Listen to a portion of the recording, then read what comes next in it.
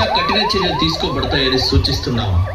కావున పట్టణ ప్రజలందరూ ఈ విషయాన్ని గమనించి పోలీస్ శాఖ సహకరించవలసిందిగా విజ్ఞప్తి చేస్తున్నాం. ఇది తొర్రూరు పోలీసు వారి అధికారిక హెచ్చరిక. తొర్రూరు పట్టణ ప్రజలకు పోలీస్ శాఖ వారి విజ్ఞప్తి. తొర్రూరు పట్టణ ప్రజలకు తెలియచేయనిది ఏమనగా, మున్సిపల్ చైర్మన్ మరియు వైస్ చైర్మన్ ఎన్నికల సందర్భంగా 17 ఫిబ్రవరి 2026 నాడు పట్టణమంతా 144 సెక్షన్ అమల్లో ఉంటుంది. అందువల్ల ప్రజలు ఎవరు కూడా 20,000 కంటే ఎక్కువగా ఎక్కడైనా గుమికూడ రద్దని, రోడ్లపై కానీ బహిరంగ ప్రదేశాల్లో కానీ సమావేశం నిర్వహించబడుతుందని పోలీస్ శాఖ హెచ్చరిస్తుంది. ఈ అవకాశాలను చట్టరీత్యా తీసుకోవడం